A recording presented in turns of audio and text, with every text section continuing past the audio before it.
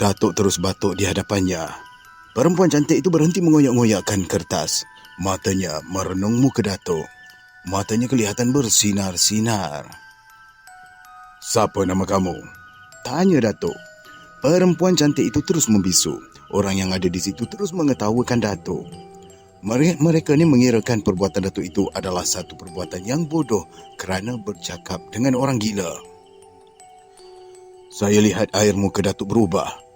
Tanpa diduga, perempuan cantik itu terus menampar muka Datuk. Suara ketawa dari orang-orang yang mengelilingi perempuan cantik itu kian kuat. Muka Datuk jadi merah. Saya kira Datuk terasa malu. Perempuan cantik itu terus meludah ke muka Datuk. Saya lihat Datuk menggigit bibir. Saya dah mula cemas. Bila kedua-dua belah daun telinga Datuk ni bergerak-gerak, saya tahu bila daun telinganya itu bergerak, artinya yang dia sudah berada dalam tahap kemarahan yang amat hebat. Orang yang ada di situ terus mengetawakan Datuk. Beberapa orang pemuda yang kurang ajar mengebukan diri Datuk. Buu. Datuk toleh kiri. Dia toleh ke kanan. Dia sudah dapat mengawal rasa marahnya. Setan, kamu buat apa?" Pekik Datuk sekuat hati. Suaranya dapat didengari oleh seluruh penduduk kampung. Orang yang mengetawakan dirinya terkejut dan ada yang bertempiaran lari tidak tentu hala. Dalam sekali mata saja, Datuk sudah berdiri sambil mencekakkan pinggang. Perempuan cantik, anak Malik Cina itu jatuh terlentang dan terus pingsan. Terkapar di perdu manggis macam mayat. Orang yang berkumpul terus hilang entah ke mana. Datuk masih lagi berdiri. Malik Cina dan isterinya tergamam. Tidak berkata sepatah apapun, macam orang yang terkena pukau. "Anak kamu ni disihir. Bawalah dia ke tempatnya. Jangan pula dirantai kakinya," ujar Datuk pada Malik Cina. Tanpa membuang masa, sepasang suami isteri itu mengusung anak kesayangan mereka ke bilik khas. Ketika tubuh perempuan cantik itu diusung, di kaki langit mula kelihatan awan yang kemerah-merahan. Sebentar lagi matahari akan menyelesaikan tugasnya. Datuk kembali ke ruang anjung rumah. Dia meminta segelas air dan 7 biji beras dari Malik Cina. Barang yang diminta itu segera diadakan. Datuk memasukkan 7 biji beras ke dalam gelas yang berair. Datuk membacakan sesuatu pada air tersebut. "Sapukan saja air ini ke muka dia dan separuh lagi bagi dia minum. Kalau ada lebih lagi, sapukan pada pergelangan tangan dan kaki dia." Datuk menyerahkan gelas berisi air dan 7 biji beras kepada Malik Cina. Malik Cina pun membawalah gelas itu ke bilik anaknya. Saya pun menyandarkan badan ke dinding sambil memicit jejari di kaki. Datuk meluruskan kedua belah tangannya lantas diletakkan atas sepasang kepala lututnya. Mata Datuk terus menikam tikar mengkuang yang terbentang menutup lantai. Sinar matahari yang lembut menjalani lantai rumah. Angin pun menghantar rasa dingin. Tetapi hati ini masih lagi panas dengan sikap orang-orang kampung yang mengejek-ngejek Datuk. Langsung tak ada budi bahasa dan tak ada timbang rasa. Mereka ni mencari kepuasan dan hiburan dari penderitaan orang lain. Mereka ketawa melihat anak perempuan Malik Cina yang suka mengoyakkan kain dan kertas. Mereka ketawa bila anak perempuan Malik Cina menampar muka Datuk. Mulut mereka ni melahirkan rasa simpati, sedangkan hati tidak pun macam tu. Semua persoalan itu berlegar-legar dalam tempurung kepala saya. Bibir terus saya gigit. Datuk masih lagi tunduk merenung ke lantai. Saya pun mengalihkanlah pandangan ke halaman rumah Malik Cina yang bersih. Angin lembut terasa menampar wajah. Datuk batuk. Bagaikan kilat saya merenung ke arahnya. Saya lihat Datuk masih lagi tunduk dengan sepasang tangan berada atas tempurung lutut. Saya dah mula bosan berhadapan dengan suasana macam ni. Terasa jemu yang tidak menentu. "Tamar." "Ya, Tok." "Apa yang kau pikirkan?" "Tak ada apa-apalah, Tok."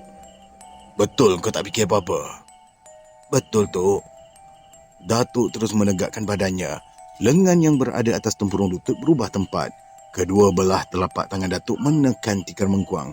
Saya lihat Datuk berada dalam keadaan yang aman sekali. Wajahnya kelihatan tenang dan damai. Saya segera mendekati Datuk. Saya berharap dalam keadaan yang bosan dan menjemukan itu, Datuk mahu jugalah bercakap-cakap ataupun bercerita apa sahaja. Kalau Datuk meluahkan nasihat, saya sanggup menerimanya. Andainya Datuk menceritakan tentang zaman kanak-kanak hingga ke zaman remaja, saya sanggup mendengarnya juga. Asalkan rasa jemu dan bosan hilang dari hati. Datuk jeling saya bersama dengan senyuman yang nipis. Bahu saya ditepuknya. Datuk bersedia untuk mengungkapkan sesuatu. Mulutnya nampak seakan-akan bergerak. Saya kesal. Gerakan bibirnya tidak mengeluarkan suara. Diganggu pula oleh jeritan yang memanjang dan nyaring. Dia menjerit lagi lah, kata Datuk dengan wajah yang resah. Saya terdengar bunyi keras dan kain dikoyak berturut-turut. Datuk segera berdiri. Malik Cina keluar dari bilik khas anaknya menemui dengan Datuk. Dia mengamuk lagi lah.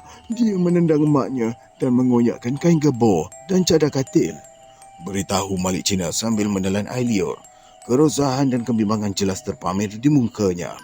Malik Cina ni dah tak tentu arah. Sekejap garu batang leher, sekejap garu telinga capang dia. Apa yang mesti saya buatnya? Bagaimana kalau kakinya saya rantaikan semula? Malik Cina renung muka saya dan Datuk menghadiahkan senyuman untuknya. Suara jeritan kian lantang diikuti dengan bunyi tapak kaki orang berlari. Terdengar bunyi kaca pecah berderai. Dinding rumah terus ditendang bertalu-talu. Malik Cina memulakan langkahnya menuju ke bilik khas anaknya. Datuk terus memegang tangan kirinya. Malik Cina agak terkejut. Bibir bawahnya yang tebal nampak bergerak. Keningnya agak terangkat sedikit. Suara jeritan anak perempuannya terus menguasai kampung. Jangan dirantai dia, kata Datuk. Bagaimana kalau dia lari dari rumah dan mengacau orang kampung? Bersabar, sekejap lagi dia berhenti. Air yang aku bagikan tadi ada lagi ataupun dah habis? Air tadi dah habis.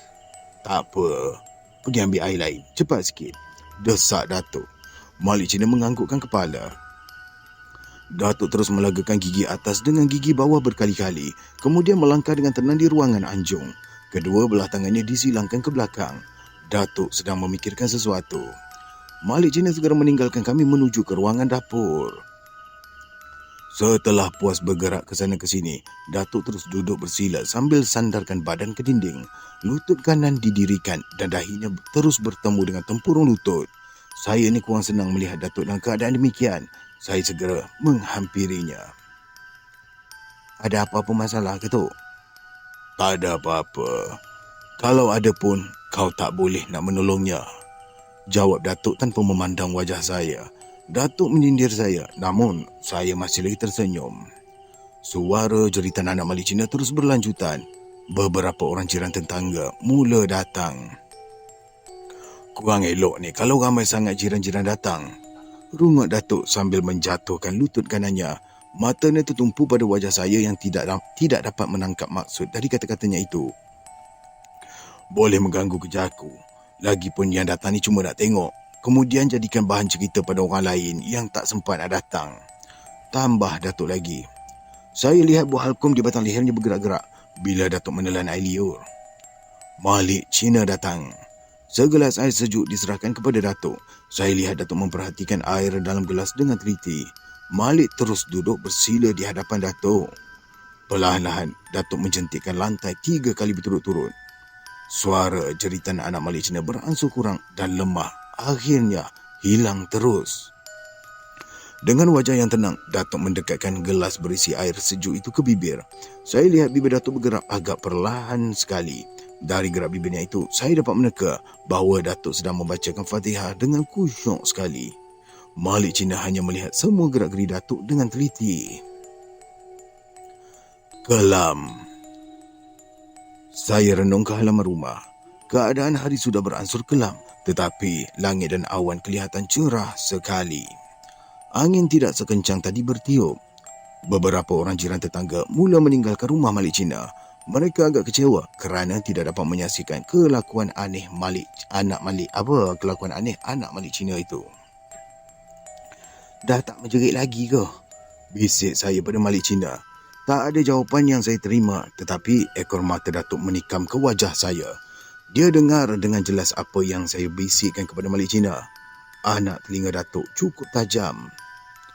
Agaknya dia dah letih, kata Datuk. Saya dan Malik Cina segera merenung ke arah Datuk dan tanpa membuang masa, Datuk terus menyerahkan gelas berisi air sejuk kepada Malik Cina. Air dalam gelas itu kelihatan bergerak serta berkocak kecil tetapi gelas bertukar tangan dari Datuk ke Malik Cina. Lagi apa yang mesti saya buat? Buat macam air pertama yang aku berikan pada kamu tadi. Saya ingat. Bagus. Aku ingatkan lagi sekali. Air pertama untuk basuh muka, untuk minum, sapu pergelangan tangan dan kaki. Tetapi air ini perlulah ditambahkan sedikit. Caranya iaitu menyapu pangkal dagunya. Datuk mengulanginya dengan harapan Malik Cina tidak akan melakukan kesilapan.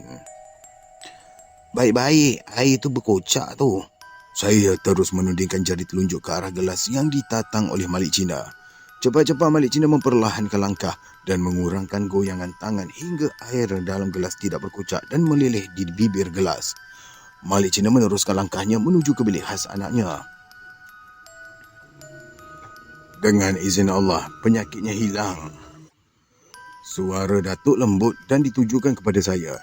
Sebagai jawapan, saya hanya menganggukkan kepala dengan harapan apa yang diingini oleh Datuk bakal menjadi kenyataan. Datuk terus merenung ke halaman Datuk. Dahi luasnya dikerutkan. Datuk menggerakkan lehernya ke kiri dan ke kanan hingga rasa lenguh terus hilang.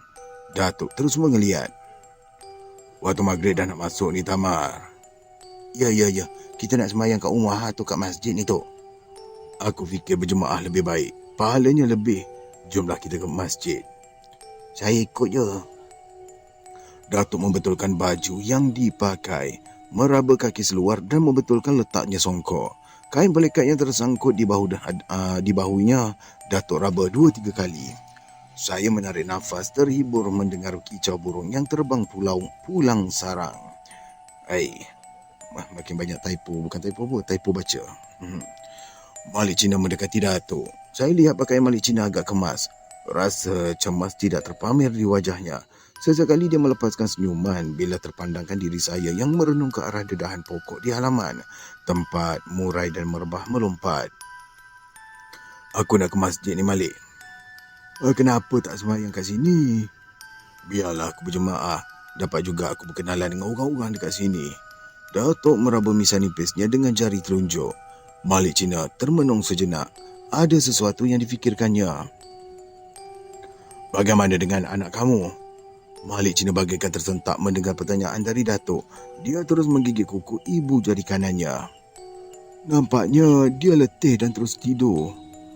Bagus. Tapi jangan biarkan dia tidur senja. Bila kau dengar suara azan, kau kejutkan dia dari tidur. Kalau dia melawan atau mahu menjerit, simbahkan saja air yang aku berikan pada kamu tu ke muka dia. Tapi Malik Cina berhenti bercakap. Apa lagi, Malik? Siapa yang nak buat semuanya tu? Kamulah. Siapa lagi? Nada suara Datuk meninggi. Saya ni nak ikut berjemaah ke masjid. Tak payah. Kau sembahyang je kat rumah. Jaga anak kamu. Kalau kamu betul-betul mahu dia elok. Datuk juga akan biji mata. Mukanya nampak merah. Malik Cina tidak berkata apa-apa. Akhirnya menganggukkan kepala, setuju dengan cadangan Datuk. Mereka berbalas senyuman penuh mesra. Tinggal. Malik Cina kami tinggalkan. Sampai di masjid, Datuk terus bersalaman dengan para jemaah yang lain. Mereka ni melayani Datuk dan saya ni dengan penuh mesra. Bila sampai waktu maghrib, beduk ke kepala tangga masjid pun dipukul orang bertalu-talu. Boleh tak cucu saya mulakan azan? Begitu sopan Datuk mengajukan pertanyaan pada lelaki yang memakai serban, menyimpan janggut yang sudah putih. Terasa sedikit kesal di hati saya atas sikap Datuk. Hatinya mahu berbudi, tetapi diri saya yang menjadi sasaran. Kenapalah dia sendiri tak mahu mengeluarkan suara untuk berazan? Timbul pertanyaan itu dalam diri saya. Silakanlah. Secara kebetulan pula Bilal masjid tak datang. Tak payahlah saya cari orang lain, sahut orang itu. Datuk pun menolak saya ke arah lelaki tua tersebut. Dan akhirnya saya mendapat tahu bahawa orang tua itu adalah imam besar masjid tersebut. Silakan, ucap lelaki tua itu. Jangan segan-seganlah, Tamar. Mulakan. Tingkah Datuk. Saya tidak ada pilihan. Dengan keyakinan pada diri sendiri, saya terus melaungkan azan. Saya tidak tahu bagaimana penerimaan orang-orang di situ terhadap suara saya.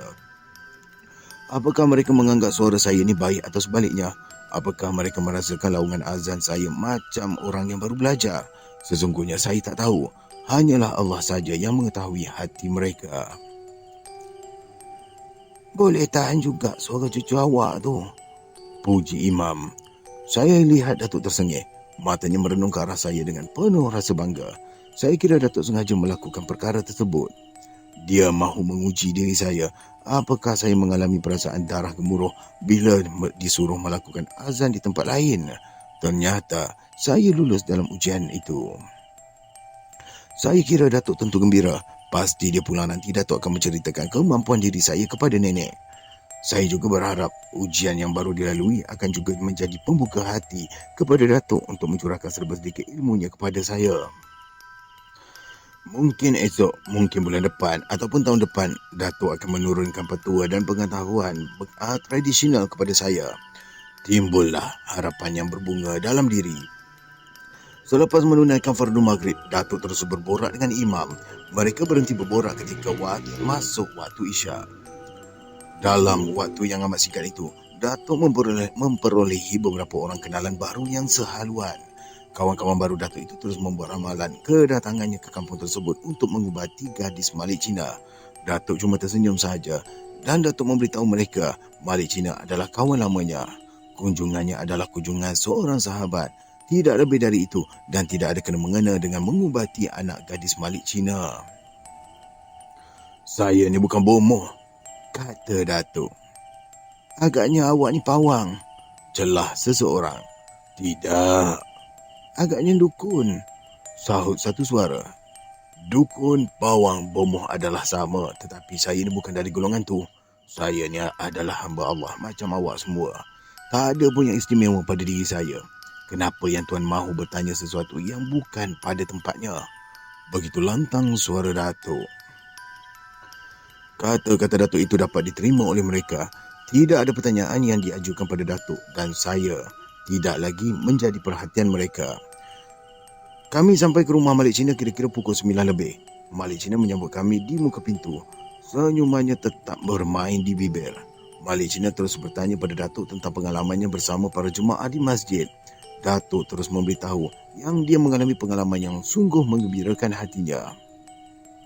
Siapa yang launkan azan tadi? Malik Cina bertanya. Kenapa? Sambut Datuk. Suara orang baru. Kalau Bilal Halim saya kenal. Saya yakin suara yang saya dengar tadi itu bukan suaranya. Si Tamar, cucu aku tu dia nak cuba. Malik Cina terkejut. Suaranya lantang dan nafasnya panjang, sambung Malik Cina. Datuk terus ketawa, bangga cucunya menerima pujian. Tanpa segan-sigu Datuk menepuk bahu kanan saya berkali-kali. Senyumannya terus berbunga. Rasa bangga menyelinap dalam hati. Siapa tak bangga kan menerima pujian? Cucu kamu ni memang hebatlah. Bersama senyuman Malik Cina memuji. Betul ke? Datuk pura-pura terkejut. Betul. Wajah Malik Cina nampak serius. Senyuman Datuk terus meniti di bibir. Saya menggaru pangkal dagu beberapa kali. Marilah kita makan, ajak Malik Cina. Bau tumis petai, bilis terus menyumbat lubang hidung. Rasa lapar mula terasa. Saya dan Datuk mengikuti Malik Cina ke ruangan makan. Kami duduk bersila. Makanan yang dihidangkan memang sesuai dengan selera saya. Silakanlah, jemput Malik Cina. Nasi terus ditaruh dalam pinggan saya dan Datuk. Entah mengapa, malam itu saya makan dengan lahap tanpa silu dan segan. Tetapi Datuk tetap macam biasa, iaitu menghadkan makanan. Cepat benar kamu berhenti makan. Malik Cina merenung muka Datuk. Dah kenyang. Datuk terus membasuh tangan. Agaknya awak ni mengira suap nasi awak kot. Ya, ada hadnya. Kalau lebih dari had amalan saya, boleh mendatang ke mudarat. Balas Datuk menyandarkan badan ke dinding. Saya terkejut. Malam itulah baru saya tahu bahawa Datuk menghitung nasi yang disuapnya. Dia tidak akan makan sebarangan atau mengikuti kemahuan nafsu. Saya berharap Malik Cina akan mengemukakan pertanyaan pada Datuk. Biar Malik Cina tanya berapa suap nasi yang untuk makan malam dan berapa pula suap untuk makan tengah hari. Namun sayang, Malik Cina tidak mengemukakan pertanyaan itu pada Datuk dan harapan saya untuk mengetahui rahsia tersebut turut musnah. Tak apa, suatu ketika yang baik saya akan tanyakan juga petua itu. Dari ruangan makan saya dan Datuk berubah ke ruangan anjung. Suara katak dan cengkerik jelas kedengaran. Dalam saat-saat tertentu, terdengar pula bunyi kucing jantan mengiau mencari kucing betina. Bulu rumah saya mula tegak. Dalam desiran angin malam yang lembut itu, saya terdengar suara burung jampuk dan salakan anjing yang mendayu-dayu. Baiklah, sekiranya anda telah sampai ke minit ini, jangan lupa untuk belanja tekan butang like supaya channel ini terus berkembang dan share serta subscribe. Terima kasih. Apa pun jom selawat dulu. Allahumma salli ala Muhammad wa ala alihi Muhammad. Okey, jom kita sambung. Macam mana dengan anak kamu tu, Malik? Masa awak tinggal ke rumah, dia terus tidur. Waktu isyak tadi dia terjaga, tapi dia nampak lemah benar. Terang Malik Cina. Gegendang telinga saya menangkap bunyi desiran angin yang menyentuh daun di halaman rumah. Langit nampak cerah. Beberapa ekor kelawar berterbangan mencari mangsanya. Dari anjur rumah juga saya dapat melihat lampu minyak tanah berkelip-kelip bergerak arah ke utara. Saya kira jumlahnya lebih daripada 10. Barangkali orang kampung yang berjalan malam. Mereka bertandang ke rumah jiran untuk menghabiskan masa malam dengan bercerita apa saja.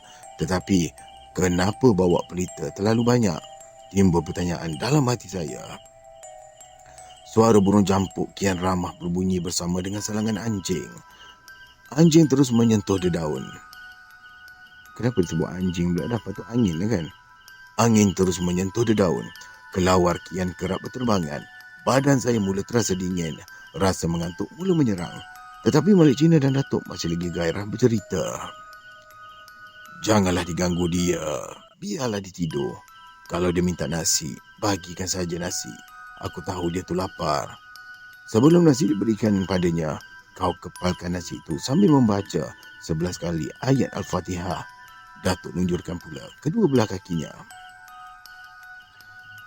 Kalau dia tak mahu makan, bila tengok nasi dah dikepalkan macam mana? InsyaAllah dia mahu. Aku tahu dia lapar. Datuk meraba pangkal hidung. Ya. Dah lama anak saya tu tak makan nasi. Cuma dia makan kulit pisang dan bulu jagung. Kalau tak ada benda-benda tu, dia tak nak makan. Ganja sungguhlah sakit anak kamu ni, Malik. Entahlah, saya sendiri tak tahu nak kata apa. Sahlah. Anak kamu tu terkena buatan orang. Anak kamu tu disihir. Agaknya dia ni pernah berkasar dengan orang. Sekarang orang tu balas dendam. Entahlah, saya pun tak tahu ni. Malik Cina melepaskan sebuah keluhan. Wajahnya nampak hampa dan kecewa sekali. Dari gerak-gerinya, dia memang mengharapkan pertolongan dari Datuk. Saya mula menguap panjang. Datuk tepuk bahu kiri saya kerana menguap dengan membuka mulut lebar-lebar. Tak baik menguap macam tu. Macam mulut buaya yang lapar. Sergah Datuk. Saya tersipu-sipu malu. Malik Cina nampak tersengih. Tidak sanggup jugalah saya nak menentang wajah mereka. Saya tunduk merenung ke lantai dengan perasaan yang serba salah. Bolehkah sakit anak saya tu baik? Malik Cina menggantungkan harapan kepada Datuk. 2-3 kali Datuk menggigit bibir.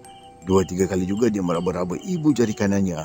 Sesekali dia menarik nafas panjang bersama renungan yang tajam ke arah halaman rumah. Kegelapan. Malam sungguh pekat. Kita ni berusaha. Kalau diizinkan Allah, sakitnya akan sembuh juga. Suara Datuk dalam nada yang lembut, penuh harapan. Malik Cina tunduk sambil menelan air liur. Saya terdengar jam dinding di rumah Malik Cina berdentum 12 kali. Badan saya kian sejuk. 2-3 kali saya tersengguk-sengguk. Dan bagi menghilangkan rasa mengantuk, saya merenung keluar anjung rumah. Biji mata saya terbeliak. Saya terlihat berpuluh-puluh pelita minyak tanah bergerak sendiri dalam jarak kira-kira 400 meter dari rumah. Saya teringat, siang tadi kawasan itu yang saya lihat penuh dengan hutan. Tak ada pun sebuah rumah yang terdapat di situ. Saya mula resah. Apakah saya sedang melihat manusia ataupun melihat syaitan yang berpesta? Timbul pertanyaan dalam hati saya. Seluruh badan mula terasa seram sejuk. Lolongan anjing kian nyaring. Suara burung hantu dan jampuk tingkah meningkah. Desiran daun yang berlagu sesama sendiri kian kuat. Saya bertambah terkejut melihat jumlah pelita minyak tanah yang kian bertambah. Semuanya menuju ke arah utara. Tok, tengok tu Tok, kata saya lalu menunjukkan ke arah pelita minyak tanah. Datuk dan Malik Cina segera melihat ke arah tersebut. Mereka berpandangan sesama sendiri. Tak ada sesuatu pun yang mereka melihat. Aku tak nampak apa-apa pun, Tamar, kata Datuk. Ada pelita minyak tanah berjalan sendiri. Mustahil. Di situ kawasan hutan. Masa Jepun dulu dijadikan sebagai tempat memancung kepala orang. Kau mengarut, kata Malik Cina. Datuk mengelengkan kepala. Saya masih lagi melihat pelita minyak tanah berbaris serta bergerak sendiri. Anehnya, Datuk dan Malik Cina tidak dapat melihat cahaya pelita tersebut. Jadi sukarlah untuk saya meyakinkan mereka. Teruslah saya tarik nafas. Sudahlah Tamar, pergi tidur. Bilik kamu dan Datuk sudah aku kemaskan. Malik Cina menepuk bahu saya. Arahannya segera saya patuhi. Datuk dan Malik Cina saya tinggalkan di ruangan anjung. Bilik yang disediakan untuk saya menempatkan 2 buah katil bujang. Bila saya letakkan kepala atas bantal, badan mula terasa geram. Macam ada sesuatu yang berkeliaran dalam bilik tersebut. Pada papan dinding, saya rasakan ada sepasang mata merah merenungi saya. Badan saya menggeletar. Bila saya membacakan ayatul kursi, rasa takut itu hilang dan saya terlelap. Masa terlelap itulah saya bermimpi menemui seorang lelaki yang ganjil, berpakaian serba hitam. Saya lihat kelopak mata kirinya berlapis 3. Tiap-tiap lapisan kelopak matanya itu ada tai lalat yang sekejap mengembang dan sekejap mengecil. Matanya bagaikan mahu tersembul, macam mata udang berwarna merah. Daging pipinya kelihatan lembek dan berlendir. Ada air jernih di celah-celah daging pipinya yang lembek itu. Air itu bercampur nanah. Nanah meleleh perlahan-lahan ke mulutnya. Lelaki ganjil itu menelan air. Ya Allah, lelaki ganjil itu menelan air jernih bercampur nanah dengan penuh gairah dan bernafsu sekali. Lelaki itu juga menyuruh saya menjilat daging pipinya yang lembek. Saya menolak permintaannya. Lelaki itu menjadi marah dan dia mula menghampiri saya. Kedua belah tangannya yang berkuku panjang itu menghala ke batang leher saya. Dengan sedaya upaya saya cuba juga mengelak. Usaha saya gagal. Saya tidak berdaya menentangnya dan terus menjerit sekuat hati. Bila saya terjaga, saya terlihat Datuk sedang membacakan Quran kecil di katil sebelah. Datuk renung ke muka saya. Kau mengigau ke? Saya mimpi ada orang nak cekik tengkuk saya. Kau tu tak baca surah Al-Fatihah. Bukankah sudah aku pesan sebelum tidur, baca surah Al-Fatihah tu 21 kali. Lepas tu jangan cakap banyak dan terus tidur. Saya terlupa lah Tok. Patutlah kamu ni diganggu setan. Kau abaikan pesanan aku tu Tamar. Saya terlupa sungguh ni Tok. Dah. Tidur semula. Saya rebahkan badan atas katil. Kali ini tak dapat nak tidur. Kerana takut Datuk marah, saya pura-pura tidur dengan memejamkan kedua belah kelopak mata saya. Desiran angin malam di luar jelas kedengaran. Suara burung hantu dan lolongan anjing tetap kedengaran. Saya buka mata separuh. Saya lihat Datuk masih lagi berkedengaran membaca Quran. Kemudian saya lihat dia melakukan sembahyang 2 rakaat dan terus berwirid panjang. Rasa takut terus hilang dari hati saya. Tiba-tiba saya dikejutkan oleh suara orang perempuan yang sedang dimarah-marah. Serentak dengan itu juga, saya terdengar bilik saya ditendang bertalu-talu. Beberapa ketul bateri lampu suluh yang diletakkan atas meja dekat dengan katil itu jatuh bertaburan atas lantai. Datuk berhenti dari melakukan wirid. Dia termenung. Ayah, saya dahaga. Cepat ambilkan saya air. Suara perempuan meminta sesuatu. Dituruti dengan bunyi tapak kaki memijak lantai menuju ke dapur. Malik, jangan kau bagikan air tu terus pada dia. Bagi pada aku dulu. Suara Datuk meninggi. Ya. Saya akan buat dengan apa yang awak mahu. Itu suara Malik Cina. Kenapa? Bagi dengan jantan tua tu. Suara perempuan meningkah. Tentu suara anak Malik Cina. Dinding bilik terus ditendang bertalu-talu. Saya bangun, duduk di sisi Datuk. Suara perempuan merungut dan mengetuk sesuatu itu tetap kedengaran.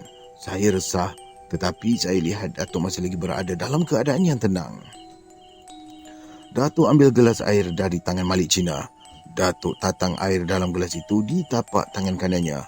Dia pun membacakanlah sesuatu dan mengembuskan permukaan gelas dengan mulut. Berikan padanya sekarang. Ya, sahut Malik Cina. Lalu menyambut gelas itu dari tangan Datuk dibawa ke bilik anaknya. Dan saya tidak lagi mendengar suara anaknya menjerit atau merungut sesuatu. Datuk terus membacakan Quran.